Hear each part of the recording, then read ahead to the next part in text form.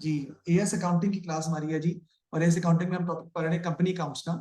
Company accounts में हम question solve करने जा रहे हैं फरवरी मार्च 1922। डिबेंचर क्या होते हैं अंदर? हाँ, डिबेंचर जो है आपके नॉन करंट लायबिलिटी होती है। और नॉन करंट लायबिलिटी का मतलब ये है 8% डिबेंचर दिए हुए आपको। Debenture is non current liability, loan की तरह आप ले सकते हैं। और 8% उस पर आपको इंटरेस्ट पे करना है। ठीक है जी। फिर एडमिन एक्सपेंसेस दिए हुए आपको, कैश एंड कैश इक्विवेलेंट है। कैश एंड कैश इक्विवेलेंट मैं पहले भी जिक्र कर चुका हूँ, कैश इन हैंड भी होता है इसमें, कैश एट बैंक भी होता है। और anything which can be converted into cash on 3 month this, वो कैश एंड कैश इक्विवेलेंट में शामिल है। कैश एंड कैश इक्विवेलेंट का मतलब है cash in hand, cash at bank, और anything which can be converted into cash within 3 month, उसको हम कैश एंड कैश इक्विवेलेंट में शामिल करते हैं। कॉस्ट ऑफ सेल्स दी हुई है, डिवेंचर इंटरेस्ट भी दिया हुआ है, डिस्ट्रीब्यूशन कॉस्ट है, dividend paid, equipment, land and building दी हुई है आपको। उसके बाद इन्वेंट्री है, इशूड शेयर कैपिटल दिया हुआ है 0.5 ईच। 0.5 का है, इसका मतलब है कि आपके जो नंबर ऑफ शेयर्स होंगे वो 450 को डिवाइड करेंगे 0.5 से तो 900 बनेंगे, या 9 लाख जो भी कह लें। रिटेन अर्निंग्स है, रेवेन्यू है, शेयर प्रीमियम, ट्रेड पेबल और ट्रेड रिसीवर भी आपको दिए लेंगे। कॉस्ट ऑफ सेल्स दी हुई है। अगर आप क्वेश्चन में गौर करें ना, तो आपको क्वेश्चन में ओपनिंग इन्वेंट्री नहीं दी, क्योंकि ओपनिंग इन्वेंट्री की हेडर में जरूरत नहीं, क्योंकि opening inventory at purchases less closing inventory, cost of sale का आंसर सारा में दे दिया उसने पहले से।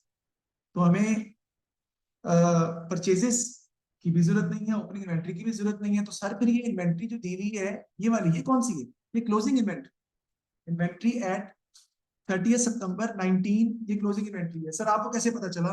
वो बताता हूँ मैं आपको, देखिए। कहता है following balances were extracted from the books of के लिमिटेड एट 30 सितंबर। तो ऑलरेडी 30 सितंबर का बैलेंस दिया है, यानी 30 सितंबर को हमारा साल खत्म होता है। और देखिए वो इन्वेंट्री कब की दी हुई है? 30 सितंबर की ही दी हुई है। तो ये ओपनिंग इन्वेंट्री नहीं हो सकती, ये क्लोजिंग इन्वेंट्री है ऑब्वियसली। एडमिनिस्ट्रेटिव एक्सपेंसेस आगे नंबर 1 पॉइंट में आ गया। इंक्लूड ए पेमेंट ऑफ 9,000 है for insurance for the 3 months ended 30 नवंबर। तो सबसे पहले इसके अंदर हमने क्या देखना है वैमा?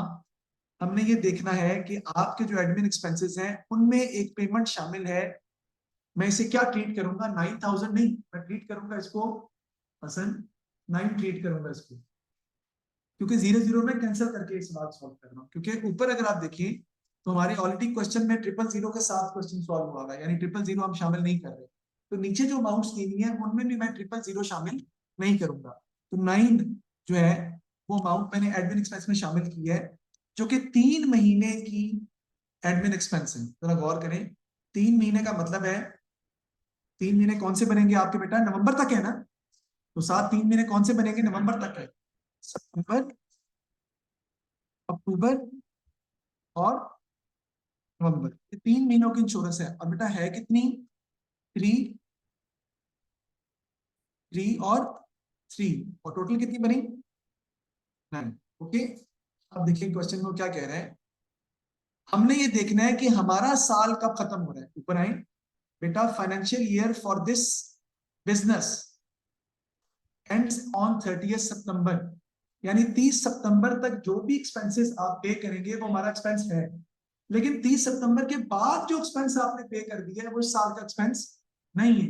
That will be considered as prepaid expenses. वापस चलते हैं हम। कहता है एडमिन एक्सपेंसेस आपने पे कर दिए नवंबर तक के, सितंबर के महीने का जो $3 है एडमिन एक्सपेंस में शामिल है, दैट इज करेक्ट। सितंबर तक हम बना रहे हैं, वो सितंबर में आना चाहिए थी। लेकिन अक्टूबर और नवंबर की जो हमने एडमिन एक्सपेंस में पेमेंट कर दी है 3 + 3 यानी 6, ये आपके प्रीपेड एक्सपेंसेस हैं, और ये आप एडमिन एक्सपेंस में शामिल नहीं करेंगे। तो आपको एडमिन एक्सपेंसेस में से कितनी अमाउंट माइनस करनी पड़ेगी? 6,000 माइनस करनी पड़ेगी, क्योंकि हम 6 नहीं देंगे साथ, हम उसको 6 कंसिडर करेंगे।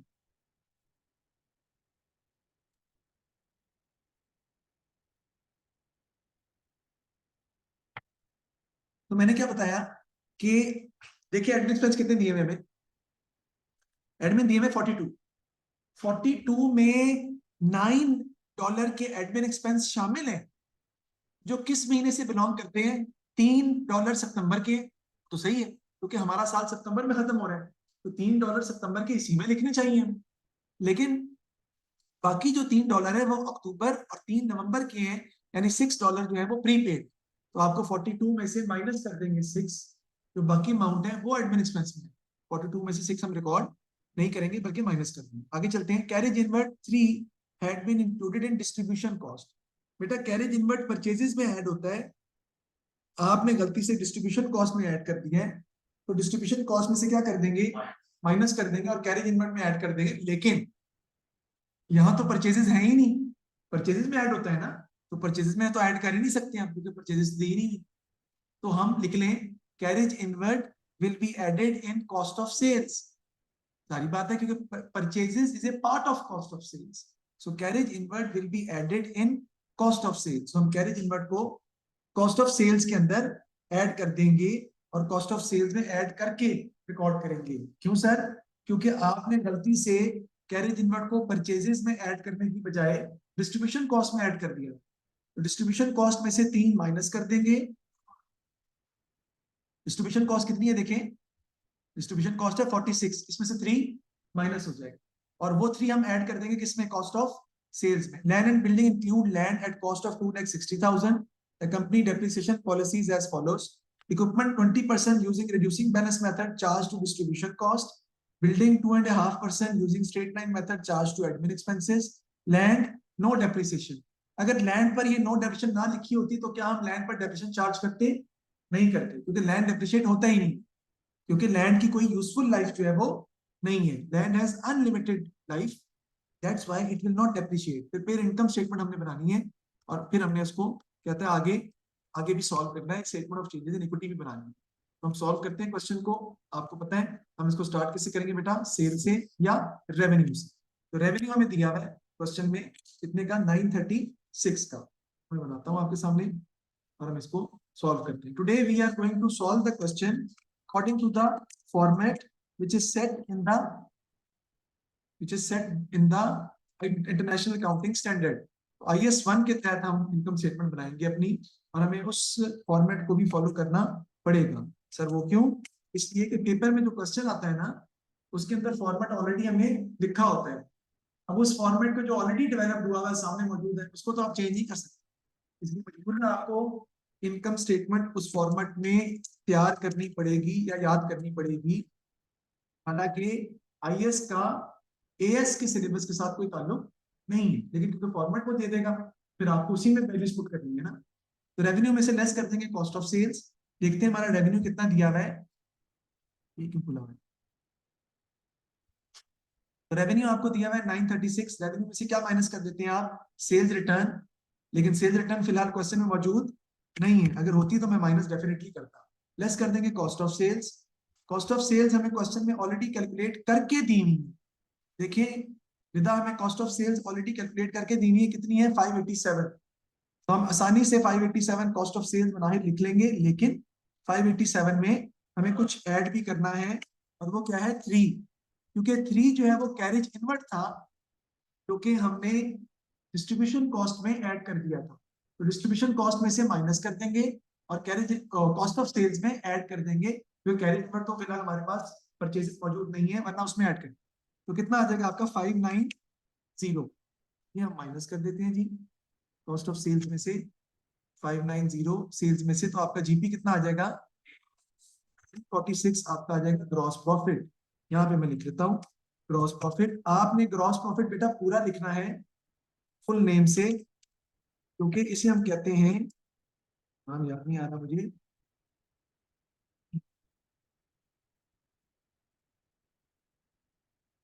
लेस कर देंगे इसमें से ऑपरेटिंग एक्सपेंसेस। ऑपरेटिंग एक्सपेंसेस भी आपको हेडिंग्स पे लिखने हैं। एक आपका होगा सेलिंग एंड डिस्ट्रीब्यूशन कॉस्ट, दोनों एक ही नाम है। दूसरा आपका होगा जी एडमिन और एंड ऑफिस एक्सपेंसेस, ये भी एक ही बात है, ये दोनों एक ही नाम है। सबसे पहले बात करते हैं किसकी, डिस्ट्रीब्यूशन कॉस्ट की हम बात करते हैं कि वो हम कैसे कैलकुलेट करेंगे। तो बेटा अब आपको उसकी वर्किंग करनी पड़ेगी अलग से। रिपीट कर रहा हूँ, लिखना तो लिख ले। आप इनकम स्टेटमेंट में असल एक्सपेंसेस लिखा करते थे, लेकिन अब आमना आपको डिस्ट्रीब्यूशन कॉस्ट और एडमिन कॉस्ट के अंदर ही सारे एक्सपेंसेस को रिकॉर्ड करना है। तो you can write that all expenses related to distribution expense will be recorded. All expenses related to distribution cost will be recorded in distribution expense. They will be added in distribution expense, and all expenses relating to admin cost will be added in admin expense. इसकी मिसाल मैं आपको दे रहा हूं बेटा। Distribution का मतलब होता है वो सारे एक्सपेंसेस जो सेल से बिलोंग करते हैं। सेल्स का मतलब सैलरीज भी है, सेल्स का मतलब सेलिंग एक्सपेंस भी है, सेल्स खर्चों के अंदर डिस्ट्रीब्यूशन खर्चा भी आता है, कैरेज आउटवर्ड भी आता है, सही है ना? ये सब सेल्स में आता है। एडमिन एक्सपेंसेस के अंदर आते हैं ऑफिस के खर्चे सारे। एडमिन एक्सपेंसेस के अंदर आपके कौन से आ जाते हैं? ऑफिस की सैलरीज, एडमिनिस्ट्रेशन डिपार्टमेंट की salaries, bad debts, provision for doubtful debts, ये सब आपके आते हैं इसमें एडमिन एक्सपेंसेस। उसके अलावा depreciation motor vehicle. Motor vehicle कब चलती है बेटा? चीजों को इधर से उधर ले जाने के लिए, वो होती है डिस्ट्रीब्यूशन का खर्च, डिस्ट्रीब्यूट करने के। तो मोटर व्हीकल पर डेप्रिसिएशन जो होगी वो डिस्ट्रीब्यूशन में जाएगी, और ऑफिस इक्विपमेंट पर डेप्रिसिएशन जो होगी वो जाएगी इसमें एडमिन एक्सपेंसेस। ठीक है, वरना नॉर्मली क्वेश्चन में हमें बताया होता है। तो करते हैं डिस्ट्रीब्यूशन कॉस्ट कितनी दी है हमें जी? 46। देखते हैं और कौन से एक्सपेंसेस हैं डिस्ट्रीब्यूशन कॉस्ट में आ सकते हैं। तो हम देखते हैं डिस्ट्रीब्यूशन कॉस्ट में कैरेज इनवर्ट आपको पहले क्या करना पड़ेगा बेटा? माइनस करना पड़ेगा। तो इसकी वर्किंग मैं यहाँ पे कर रहा हूँ, वर्किंग आपको भी पेपर में आप करना पड़ेगी। क्यों सर? क्योंकि पेपर में वर्किंग की जगह अलग से दी होगी, आप लेस कर देंगे इसमें से कैरेज, और वो कितना है आपका? 3। वो कैरेज वो है ना जो गलती से आपने डिस्ट्रीब्यूशन कॉस्ट में ऐड कर दिया था वो हिस्सा किसका? कॉस्ट ऑफ सेल्स का या परचेजेस का। ये वाला कैरेज इनवर्ट जो 3 आपने डिस्ट्रीब्यूशन कॉस्ट में ऐड कर, डिस्ट्रीब्यूशन कॉस्ट मैंने सही लिखी है 46। ठीक है, आगे चलते हैं। अब कहते हैं जी कि इक्विपमेंट पर जो डेप्रिसिएशन है वो डिस्ट्रीब्यूशन कॉस्ट में डाल दूंगा। कितनी है? 20% using the reducing balance method. तो हम निकालते हैं 20% using reducing balance method. Equipment आपको दिया हुआ है 90 का, उस पर डेप्रिसिएशन अब तक कितनी हो चुकी है? 30। 90 माइनस 30 और उसका मैं क्या ले लूंगा? 20%। तो मेरे पास डिस्ट्रीब्यूशन कॉस्ट में की डेप्रिसिएशन आ जाएगी। यहाँ लिख लेता हूँ जी, क्या बोला था ये? Depreciation on equipment. हाँ जी, वो कितनी आएगी जी? 90 माइनस 30 और इसका 20%, क्या आ रहा है? 12। ये आपकी 60 का 20%, 12 जो है वो ये डेप्रिसिएशन डिस्ट्रीब्यूशन कॉस्ट के अंदर ऐड की जाएगी, यानी डिस्ट्रीब्यूशन कॉस्ट का हिस्सा हम इसे कंसिडर करेंगे।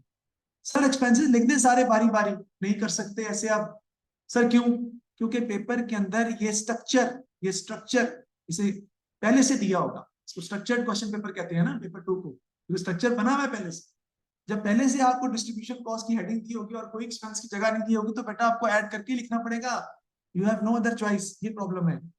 इस सवाल में करना जरूरी नहीं था, इस सवाल में करना जरूरी नहीं है, ठीक है। लेकिन अब जो, हालांकि फरवरी मार्च 1922 का क्वेश्चन, लेकिन अब जो क्वेश्चन रिसेंट आ रहे हैं लेटेस्ट, उसमें वो पहले से लिखा होता है लाजमी, इसलिए हमें करना पड़ेगा। और कोई डिस्ट्रीब्यूशन खर्चा हम देखते हैं बेटा, और कोई मौजूद है तो बताएं। और कुछ नहीं है मेरे ख्याल में, यही एक्सपेंसेस थे जो कि डिस्ट्रीब्यूशन में आने थे। टोटल करेंगे इसका कितना आता है? कैसे? 46 माइनस 3 प्लस 12, 31, वो मैंने यहाँ पे लिख दिया। और डिस्ट्रीब्यूशन कॉस्ट का एक्सपेंस जो है वो मैंने रिकॉर्ड कर दिया। ठीक है, कोई मसला है तो बताएं, असल समझ आ रही है? 31 नहीं आ सकता जी? सर ये आपने 12 क्यों ऐड किया है इसके अंदर? हाँ जी, 12 क्यों ऐड किया है? सर ये तो, अच्छा हाँ वो मैंने उल्टा कर दिया है। वो डेप्रिसिएशन है ना बेटा, 20%। मैंने एडमिन वाला डिस्ट्रीब्यूट जो इक्विपमेंट का है और बिल्डिंग्स का है। जी टोटल कितना आ रहा है? 55। आगे चलते हैं जी। ऑफिस और एडमिन एक्सपेंस में हम जो है वो आइजा कौन सी कॉस्ट शामिल करेंगे? बेटा हेडिंग बनानी है। मुझे पता है कि हेडिंग बना के सारे एक्सपेंसेस को ऐड करना मुश्किल है, मुश्किल लगता है, ज्यादा कॉम्प्लेक्स हो जाता है, लेकिन हमारे पास चॉइस नहीं, हमें इस मेथड को फॉलो करना पड़ेगा। एक बात, दूसरा इसका ओवरऑल फायदा ही है। क्यों? क्योंकि A2 में जाके तो करना ही करना है, तो जो पहले आप चीज सीख रहे हैं वो A2 में करनी ही करनी है, तो वहां तो IS फॉलो करना पड़ता है ना आपको, वहां तो आप चेंज कर ही नहीं सकते, पहले सीख लें तो वही बेहतर है। एडमिन सबसे पहले देखते हैं, एडमिन एक्सपेंसेस जो जनरल दिए हुए हैं सवाल में वो कितने हैं। ये लिखे हुए हैं एडमिन एक्सपेंसेस कितने हैं? 42 के।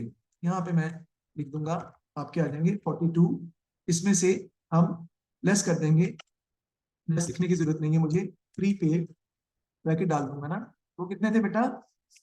6। सर ये कौन सी है बेटा? ये एडमिन एक्सपेंसेस जो मैंने बताए थे आपको, इंक्लूड 9 थे, सितंबर अक्टूबर और नवंबर के, तो उसमें अक्टूबर और नवंबर के प्रीपेड है, वो हम माइनस कर देंगे। तो वो 6 माइनस करके आपने लिखना है। आगे जी, आगे कहता है जी कि बिल्डिंग पर डेप्रिसिएशन 2.5% है, वो भी एडमिन एक्सपेंसेस के अंदर शामिल की जाएगी, याद रखिएगा। इसके अलावा bad debts, provision for doubtful debts, वो भी एडमिन में आता है। मैं इसलिए रिपीट कर रहा हूँ कि आगे रिपीट होता रहेगा वैसे, लेकिन जितना सुनेंगे ज्यादा उतना ही आसानी आसानी हो जाती है। तो 2.5% स्ट्रेट लाइन मेथड है। स्ट्रेट लाइन का मतलब है कॉस्ट पर डेप्रिसिएशन निकालेंगे, लेकिन बिल्डिंग तो कटी दी गई लैंड के साथ, ये तो मसला हो गया। कितनी है? 980। उसमें से उसने क्वेश्चन में बताया है कि 980 में से बिल्डिंग जो है ना वो कितनी है, लैंड कितना है 260 का। तो बेटा 980 में से 260 हम क्या कर देंगे, माइनस कर देंगे, और फिर जो आएगा उसका हम निकाल लेंगे 980 माइनस 260, लैंड की कॉस्ट माइनस कर देंगे, जो आएगा उसका निकालेंगे 2.5%। कितना आता है जी?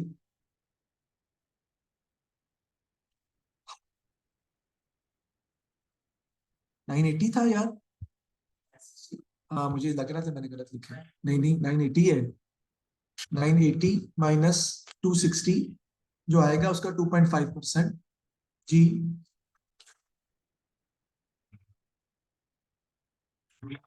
आपका आ जाएगा जी 18। तो 18 ये मैंने डेप्रिसिएशन रिकॉर्ड कर ली किसकी, एडमिन एक्सपेंस के अंदर जो आपको रिकॉर्ड करनी है। इसके अलावा देखते हैं और कोई चीजें जो कि आपको एडमिन एक्सपेंस में फॉल करती हैं, वो फिलहाल हमें नजर नहीं आ रही। तो that's it, we will go for the total of the admin expense and then the total will be written over here. ये आपका कितना आ जाएगा जी, 42 माइनस 6 प्लस 18, 54 आपका आ जाएंगे जी एडमिन एक्सपेंसेस। इन दोनों को हम ऐड कर लेंगे, ये आपके ऑपरेटिंग एक्सपेंसेस का टोटल आ जाएगा। आप वो माइनस कर देंगे तो आपका आंसर आता है, उसे हम कहते हैं ऑपरेटिंग प्रॉफिट। टोटल कितना आते हैं? 109। और प्रॉफिट 237 जी। 237 जो है बेटा ये आपका आ जाएगा ऑपरेटिंग प्रॉफिट। पहले भी बता दिया था, दोबारा बता रहा हूं मैं आपको। जैसे कि मैं बच्चों को बताता हूँ, स्पेशली ओ लेवल्स के अंदर भी, इसकी बेटा इनकम्प्लीट रिकॉर्ड्स और नॉन प्रॉफिट ऑर्गेनाइजेशन जो है, जो एंड वाले चैप्टर्स हैं बेटा, वो लाजमी अच्छे तरीके से कर लो, क्योंकि उसके सवाल पेपर में आते हैं, लेकिन बच्चे उसको ध्यान से नहीं देते। इसी तरह कंपनी अकाउंट्स भी एएस का वही टॉपिक है जिसका सवाल आना ही आना है, इसको आपको ध्यान से करना ही पड़ेगा, इसको अच्छे तरीके से आपको समझना ही पड़ेगा, आपको सॉल्व करना ही पड़ेगा, क्योंकि 30 नंबर का सवाल इसका पेपर में आता है। एक दफा कंपनी अकाउंट का सवाल 90 मार्क्स में से 2 सवाल कंपनी अकाउंट्स के आ गए थे, 2 क्वेश्चन कंपनी अकाउंट्स के आ गए थे, और बच्चों को बहुत प्रॉब्लम हुई थी। एक 30 मार्क्स का पहला और एक 15 मार्क्स का उसने और दे दिया एक ही पेपर में, ऐसा भी हो चुका है। फाइनेंस कॉस्ट देखते हैं जी हम कितनी हमारी। अब फाइनेंस कॉस्ट अगर आप देखें तो वो हमें 8% डिबेंचर दिए हुए, 75 का 8% निकालें कितना आता है, नॉन करंट लाइबिलिटी है ना, 75 पर 8% आपने इंटरेस्ट जो है वो पे करना है, तो वो हमारा कितना आ जाएगा 6। एक बच्चे ने मुझे कहा कि सर इंटरेस्ट कॉस्ट तो हमने पे कर दी हुई है 3, ये लिखें गलत। Finance cost will be recorded whatever finance cost is going to come after calculation। Expense हम रिकॉर्ड कर लेते हैं जब वो हो जाता है, चाहे वो पे किया हो या ना पे किया हो। डिबेंचर इंटरेस्ट 6 आया है वही रिकॉर्ड करेंगे। ये और बात है कि उसमें से हसन हमने 3 पे कर दिया और 3 हमने पे नहीं किया, वो एक अलग बात है, लेकिन एक्सपेंस पूरी अमाउंट से रिकॉर्ड किया जाता है। चाहे यहाँ पे 6 लिखा होता ना, यहाँ पे 6 लिखा होता तभी मैंने 6 लिखना था, यहाँ पे 3 लिखा हुआ है तभी मैंने 6 लिखना है, और यहाँ पे 0 लिखा होता तब भी मैं 6 ही लिखूं। ठीक है जी, तो यहाँ पे डिबेंचर इंटरेस्ट माइनस कर दूंगा जी, फाइनेंस कॉस्ट आपकी आ जाएगी दैट इज 6, तो आपका आंसर आ जाएगा 231। प्रॉफिट फॉर द ईयर आपने फाइंड कर लिया। अब हमने बनानी है जी आगे, यहाँ तक कोई मसला है तो आप पूछ सकते हैं मुझसे, लेकिन मेरा ख्याल है बहुत आसान है, फिर भी कोई पॉइंट है ऐसा तो आप मुझसे पूछ सकते हैं। अब हमने बनाना है कि statement of changes in equity, ये प्रॉफिट फॉर द ईयर निकालने के बाद हम बनाते हैं। सर क्यों बना रहे हैं? उसने क्वेश्चन में मांगी है, रिक्वायरमेंट है। देखिए मैं बताता हूँ आपको, इनकम स्टेटमेंट थी हमने बना दी है। देखिए वर्किंग की जगह इसलिए दी थी उसने।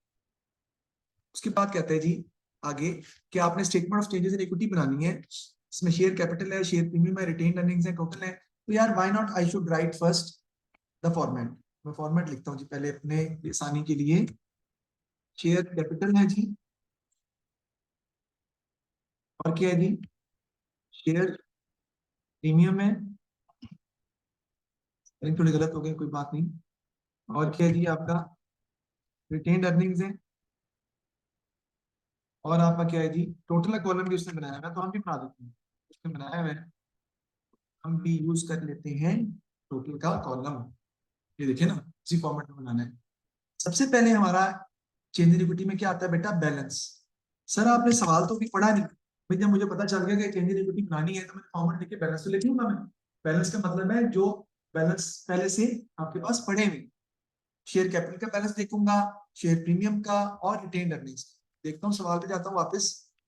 शेयर कैपिटल का अगर मैं देखूं तो शेयर कैपिटल का बैलेंस आपके पास दिया हुआ है कितना, इशूड शेयर कैपिटल कितना है 450। शेयर प्रीमियम भी दिया हुआ है, वो कितना है 90। और रिटेन अर्निंग्स कितने की दी हुई है आपको, ओपनिंग बैलेंस 106। 450, 90 और 106 लिख लेते हैं यहाँ पे हम।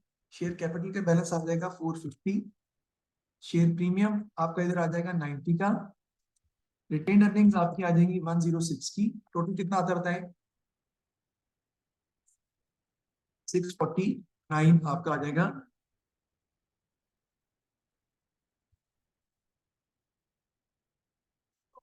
जी ठीक है, कर लेते हैं। तो ये टोटल आपका आ जाएगा जी 646। ये मैं इसको हटा देता हूँ, हम करेक्ट कर लेते हैं। तो ये टोटल आ जाएगा आपका 646। सबसे पहले हम बैलेंस में जो इक्विटी का, सॉरी, चेंज इन इक्विटी का बैलेंस हमारे पास पड़ा होता है। सबसे पहले हम इसमें हसन ऐड क्या करते हैं, प्रॉफिट फॉर द ईयर। समझ आई। और प्रॉफिट फॉर द ईयर हमने निकाला है पीछे, कितना है 231। सबसे पहले प्रॉफिट फॉर द ईयर हम लिखेंगे 231, और डेफिनेटली टोटल में भी आपको ये अमाउंट लिखनी पड़ेगी। प्रॉफिट फॉर द ईयर के बाद हम इसमें से माइनस कर सकते हैं क्या भला, डिविडेंड पेड। जितना डिविडेंड आपने पे किया है वो रिटेन अर्निंग के कॉलम में से माइनस हो जाए, क्योंकि डिविडेंड आप प्रॉफिट में से पे करते हैं। डिविडेंड हमें उसने क्वेश्चन में दिया, जी जी, डिविडेंड हमें उसने क्वेश्चन में दिया है। ये लिखा हुआ है डिविडेंड पेड कितना है 60 का। डिविडेंड पेड आपको 60 का दिया हुआ है, और वो हम रिटेन अर्निंग के कॉलम में से माइनस कर देंगे। इसके बाद आपको पता होना चाहिए कि ट्रांसफर टू जनरल रिजर्व भी आता है आपका, जो माइनस हो जाता है रिटेन अर्निंग के कॉलम में से और जनरल रिजर्व में ऐड हो जाता है। लेकिन फिलहाल यहाँ पर जनरल रिजर्व मौजूद नहीं दिया हुआ हमें, तो उसको हम अकाउंट फॉर नहीं करेंगे।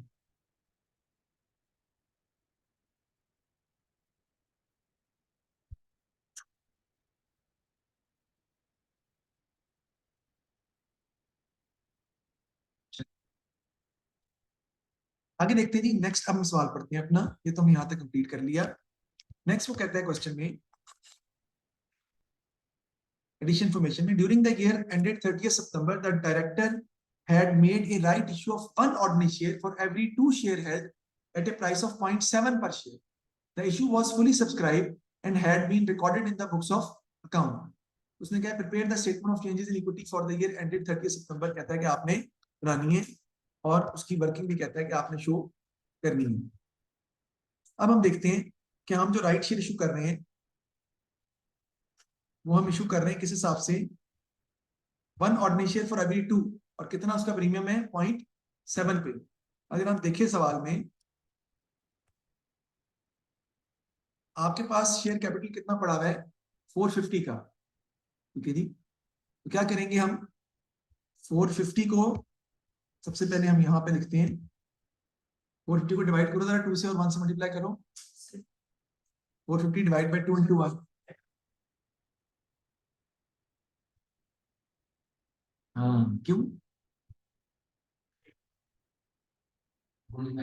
गलत कह रहे हो। देखो, देखो ना क्या है, 1 शेयर फॉर एवरी 2 हेल्ड है, एट ए प्राइस ऑफ 0.7, 2 के बदले 1 है,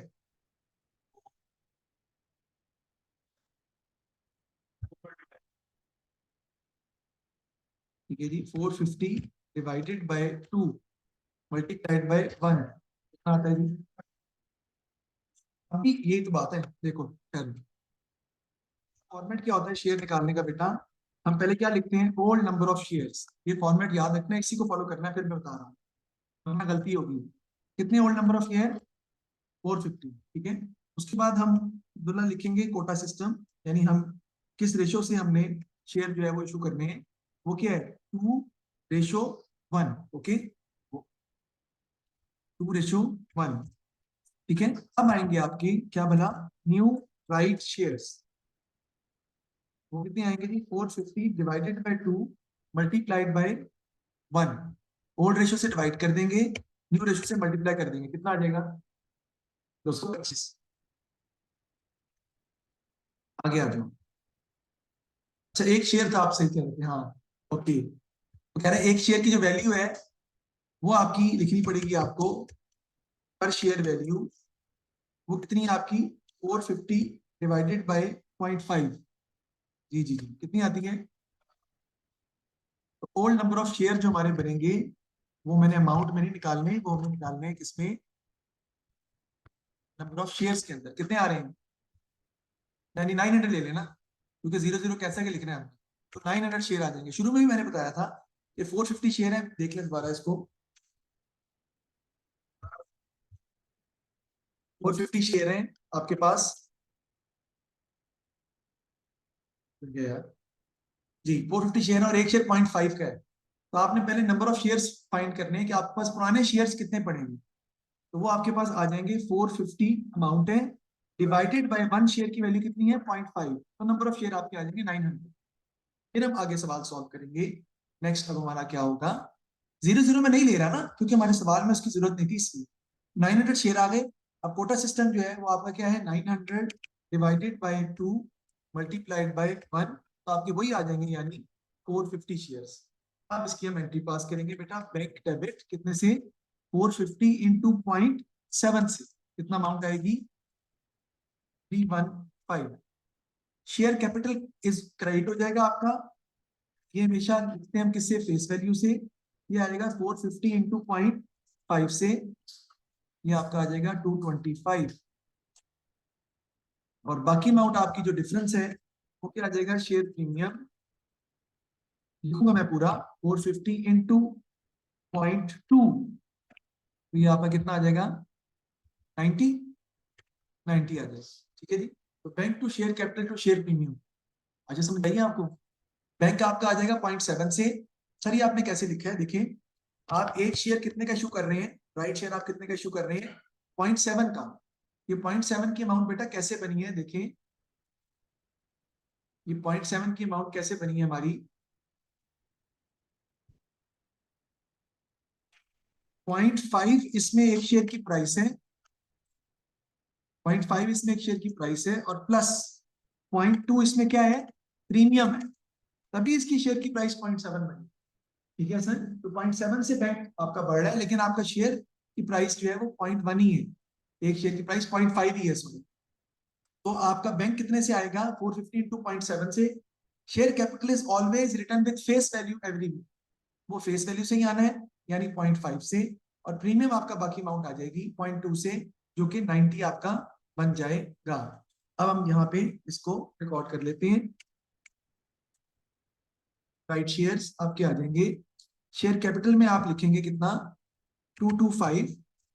प्रीमियम में आपका कितना आ जाएगा? 90। और इसका हम कर लेंगे टोटल, क्योंकि और कोई चीज मौजूद नहीं है। बैंक नहीं आना, क्योंकि बैंक का अकाउंट हम बना नहीं रहे ना, हम तो इक्विटी इस वक्त डेवलप कर रहे हैं। तो शेयर आप में कितने हो जाएंगे टोटल जी? 675 के। प्रीमियम आपका आ जाएगा जी 180 का। रिटेन अर्निंग्स 277 आ जाएगी। और यहाँ पर आप टोटल की अमाउंट भी लिखेंगे, जो कि बनती है 315। ये कितना आ जाएगा जी? 1132 आपका टोटल आ जाएगा। चेंजेस इन इक्विटी की कॉलम का टोटल का कॉलम। और टोटल कॉलम कॉलम वाइज भी सेम होना चाहिए, रो वाइज भी सेम होना चाहिए, तभी आपका सवाल जो है वो सही है। ये हमने क्वेश्चन अपना कंप्लीट किया है। देखिए इसमें कोई मसला है तो मुझे बताएं।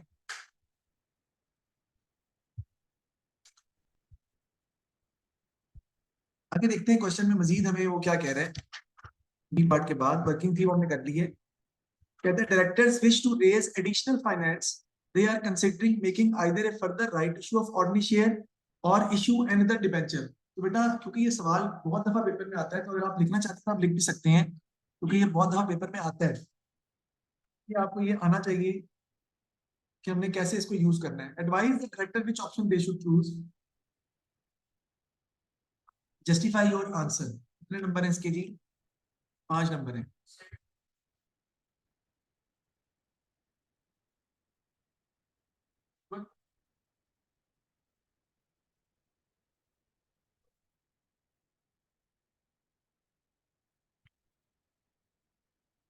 अच्छा, advise the director which option they should choose, इसमें हम देखते हैं जी। देखिए, when the company is facing liquidity problem, हाँ लिख लें, the company can issue right shares which will be an, when the company is facing liquidity problem, we can issue right shares which will be an easy and quick, which will be an easy and quick recovery of cash.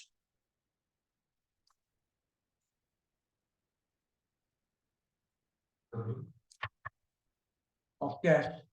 आगे, it is less expensive, it is less expensive and no admin cost is required. It is less expensive and no admin cost is required in comparison to other shares. मैंने क्या लिखवाया यार, sorry. नहीं नहीं, उससे पहले। हाँ, इट इज लेस, ठीक है, it is less expensive and no admin cost is incurred in comparison to other issue of share. In comparison to other issue of share, यानी नॉर्मल शेयर इशू करते हैं उससे भी कम एक्सपेंसिव है।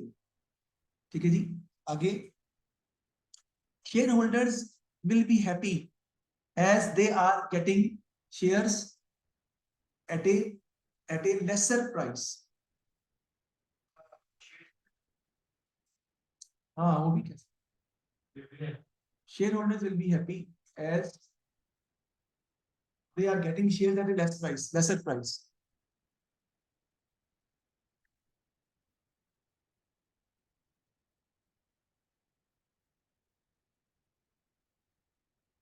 आगे, shareholders will get dividend, shareholders will get dividend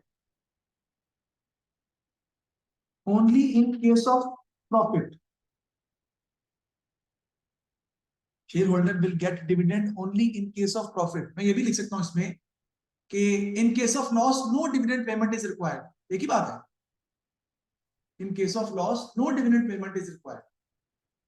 आगे जी, bank loan, अब दूसरा आ गया ना, bank loan is a non current liability and had to be paid in the future. हाँ sorry, debenture, sorry, debenture is a non current liability and had to be paid in the future. अच्छा, मैंने मैंने decision क्या लिया, तो मैंने बताया ही नहीं, डिसीजन मैंने यही लिया हुआ है कि राइट शेयर हम करेंगे और डिबेंचर हम नहीं लेंगे, इसी के तहत मैंने कहा। ये जो आपने अब ऑप्शन चूज करना है, इसका नंबर है।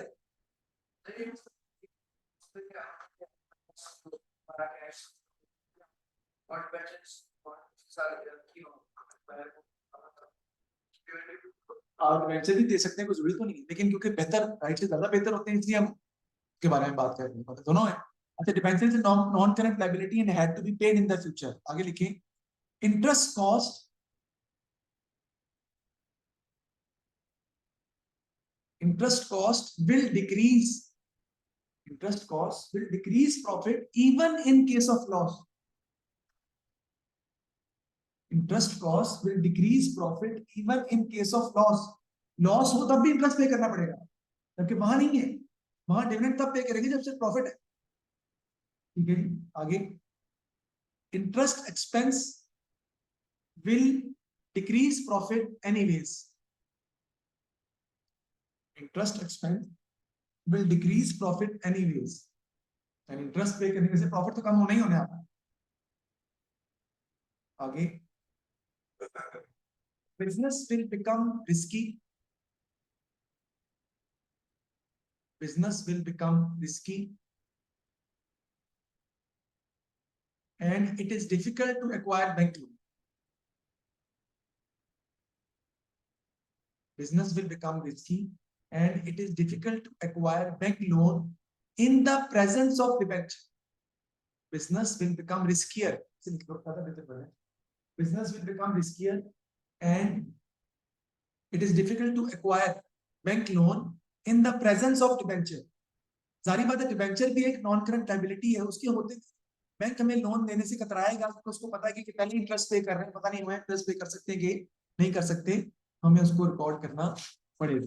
ठीक है जी, वी विल चूज कि हम राइट शेयर हम टॉप करेंगे कि राइट शेयर जो है वो ज्यादा बेहतर ऑप्शन हम जो है वो उसको रखेंगे। ठीक है जी, ये हमारा क्वेश्चन हो गया। आगे कहता है जी, director has provided the following information, trade payable turnover ratio दी हुई है, ट्रेड रिसीवेबल दी हुई है, advise the effect that changes in each of these ratio but on the company's liquidity using all available information। ठीक है, trade payable turnover ratio अगर आप देखें बेटा तो दोनों सालों में 17 में ट्रेड पेबल्स को हम पेमेंट करते थे 35 डेज में और 18 में पेमेंट कर रहे हैं 29 डेज में। तो ट्रेड पेबल रेशियो जो है वो वर्सन हो गया आपका। It's not good because we are making the trade payables, we are paying the trade payables earlier. हमें तो देर से पे करना है ना, पहले हम 35 दिन में पे करते थे, अब हम 29 दिन में पे कर रहे हैं, which is not good because we should try to delay payments to trade payables. और इंडस्ट्री एवरेज जो है वो 34 डेज है। इसका मतलब है हम लोग सिर्फ जल्दी पे कर रहे हैं, बाकी हमारे कंपैटिटर जल्दी पे नहीं कर रहे, वो 34 डेज दे रहे हैं। ट्रेड रिसीवेबल टर्नओवर रेशियो की अगर हम बात करें तो 17 में 31 डेज थी, अब 39 डेज हो गई है। ये भी इंडस्ट्री एवरेज से वर्ष हो गई है। यानी आप पहले अपने ट्रेड रिसीवेबल से 31 डेज में पैसे कलेक्ट कर लेते थे, अब 39 डेज लगते हैं पैसे कलेक्ट करने। It means your admin department is not working properly, your credit policy is not good, you are not collecting payment from trade receivables in a better way. तो हमें क्या करना चाहिए, डिस्काउंट देने चाहिए ट्रेड रिसीवेबल्स को। ठीक है, अपनी क्रेडिट पॉलिसी को टाइटन करना चाहिए ताकि हम जल्दी पैसे कलेक्ट कर सकें, और ट्रेड पेबल्स को डिले करना चाहिए। अगर डिले नहीं हो रही तो we should change our trade payables, किसी नए बंदे से चीजें खरीदना शुरू कर सकते हैं। ठीक है, तो ये हम एडवाइस कर सकते हैं यहाँ पे कि लिक्विडिटी पोजीशन हमारी कैसे चलिए। सिर्फ 3 नंबर है, जितना मैंने बताया उतना ही हमारे लिए काफी है। घर में आपने सवाल करना है, सवाल आगे चल रहे हैं। चलो, ये नेक्स्ट क्वेश्चन है मई जून 1621 का। ये नहीं करना आपने, नहीं ये नहीं करना कि इसके अंदर तो वो